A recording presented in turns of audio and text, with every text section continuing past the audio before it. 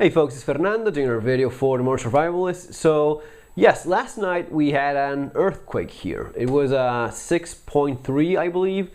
Mostly was felt in Malaga. I'm a little bit west from there, but still, 5 a.m. I woke up to the bed shaking. My wife woke up as well. So yeah, she was a little bit scared, but I calmed her down, explained that just a few seconds, and that was it. It really lasted just that. I think like 5-10 seconds maybe. But yes, it was definitely shaking. You could hear it as well. The earth, like waking up or something like that. First time for me. Last week there was one. I think I think it was like 4.9 or 5 as well here. Honestly, I didn't feel it at all. I mean, so after that we went back to bed, and in the morning I took the kids to school and such. So I was looking around to see if there was any damage. Here there wasn't any in the house. There wasn't any damage at all. Nothing broken. Nothing even fell. But zero. Just, and then walking around the town, you would just see that there was absolutely nothing broken, fallen, or any damage of any kind. So that's pretty encouraging, given that it was quite powerful. But obviously enough, the structures here are clearly capable of taking something like this. So lots of interesting things. First of all, in theory, the one that happened last week, the 4.9 or 5 one, that was the strongest one in like 10 years, and I didn't feel that at all. But the one that happened last night at 5 a.m. I definitely did. And talking with some of the parents at my kids' school, they said that they had lived here for over 40 years, never felt anything like that first time for them. So the strongest one, at least here in this area, for quite some time.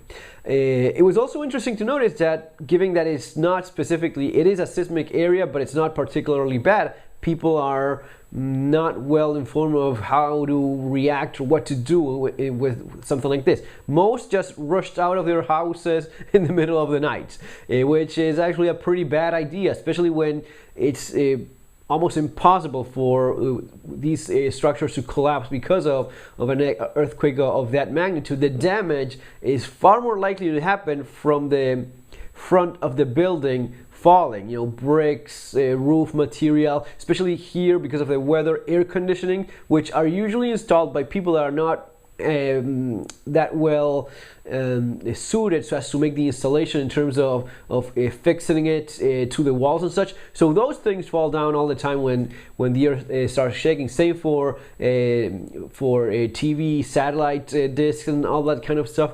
That's a lot more likely to kill people than staying in your house and the entire structure collapsing all over you. Can happen, but takes for a quite powerful earthquake, and definitely a kind of structure that's not as well suited. But walking around town, I definitely saw no damage at all, not even broken glass, which I did walk quite a bit. So that's pretty interesting. But of course, everyone was extremely excited about this. Some people were making more of a fuss about it than others, and yeah, it was interesting to see. Well, there was this 80-year-old lady that she was talking with a friend. I was listening, and she said, "If I die, I'd rather happen in the middle of the night and just get killed without waking up." And I was thinking a couple of things. Lady, first of all, you're like 80 years old. You're not going to be dying of an earthquake, especially not here. And unfortunately, if it does happen and the entire house falls on top of you, you are going to be waking up, because it's going to be shaking so bad that you will be waking up and unfortunately realizing what happens at the very end. But just a few things. We're all okay. Nothing at all happened in terms of us. My kids did. My older son did wake up barely, then went back to sleep. I think that some of the people living in some of the tall buildings downtown, they felt it quite more, for obvious reasons, because being higher starts moving a little bit more, and it's more noticeable. So I guess that could be a little bit more scary. Some more thoughts.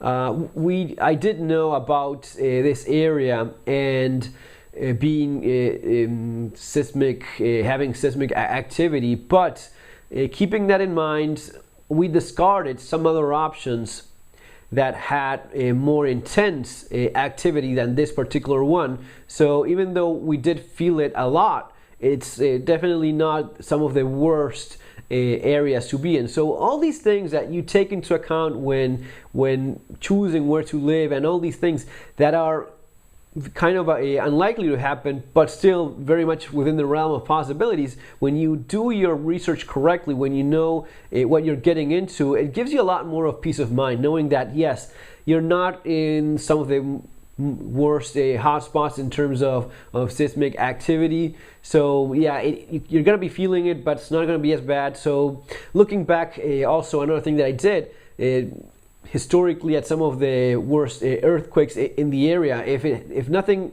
extremely bad happened in the last 500 years, then probably you're not going to be seeing, if there's no known records of anything too intense, then you're probably okay. Then you study those specific cases, and some of them were about earthquakes in the 1500s with a 5.0 having hundreds of casualties. Then you realize that has to do a lot with the kind of construction back in those days, which was nothing like the ones that we have today. So the amount of fatalities was of course much greater in some of those places, in spite of the earthquake itself not being terribly powerful. Just a few thoughts, guys, and as always, we prepare for this kind of stuff.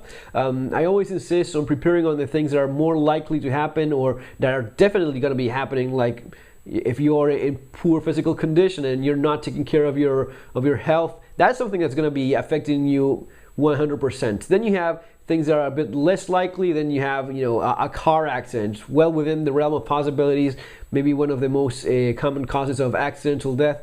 That's the kind of thing that you prepare for, and you also prepare and learn and get informed for things like this, for like an earthquake in an area that definitely does have them. It goes a long way, giving you a lot of peace of mind knowing that kind of stuff.